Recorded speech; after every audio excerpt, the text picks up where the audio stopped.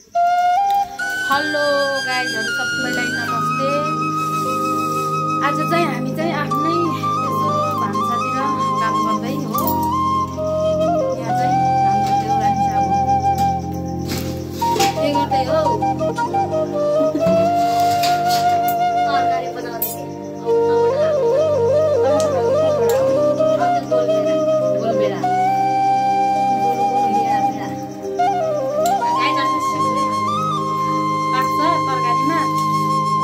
सबैजनाले मेरो यो युट्युब च्यानललाई सब्स्क्राइब गरिदिनु होला के सब्स्क्राइब एकदमै मलाई सब्स्क्राइबको खाँचो छ साथीहरु। जति पनि साथीहरुले यो देख्नुहुन्छ ट्याक सब्स्क्राइब गरिहाल्नु होला के नयाँ नयाँ भिडियो आउँछ। त्यो चाहिँ हामी भान्साको ठाउँ त्यसपछि यता अलि तरकारी राख्ने त्यसपछि हामीले अहिले भात खाने भनेको कुकरको चारोलाई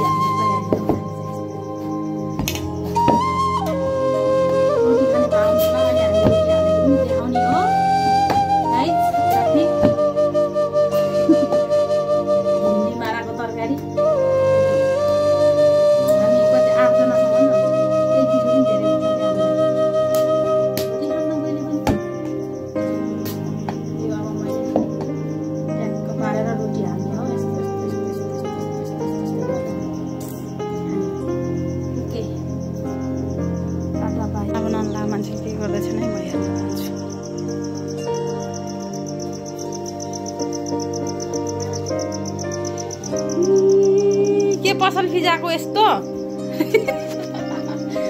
के गरेको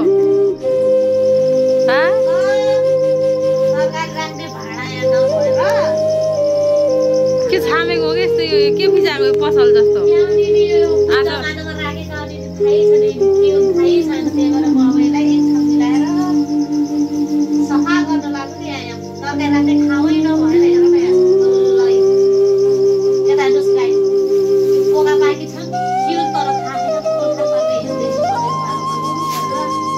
खाना बनाउन लाग्यो। अहिले खाना पकाएर खाना बोलाउला भन्छु, बाहिरबाट हेरेछु।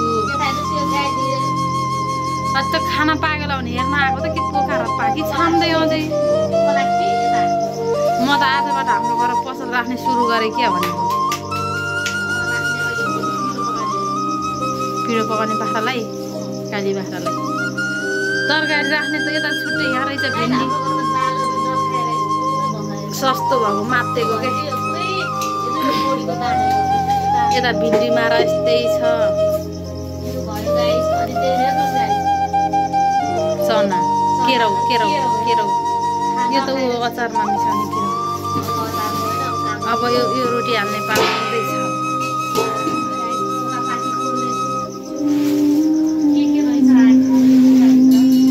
रोटी कोही बेला हाल्ने हो भोक लागिसक्यो।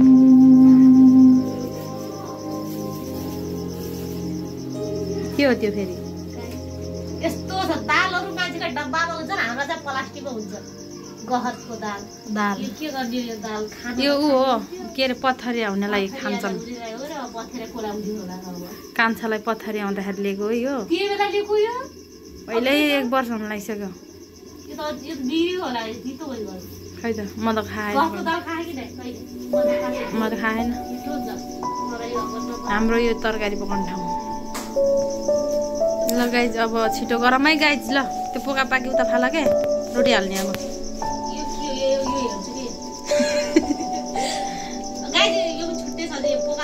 त्यो के हो त्यो फेरि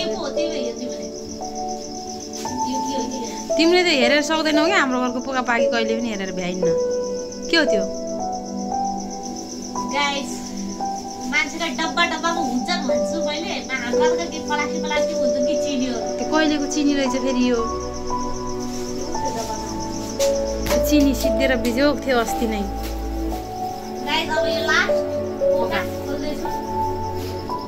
सबै घरमा यस्तै कि हाम्रो घरमा मात्रै होला कि यो राख्ने सिस्टम नजानेर होला कि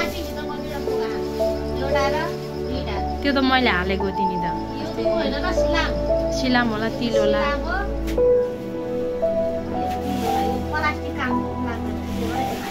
आगो बाल्ने चाहिन्छ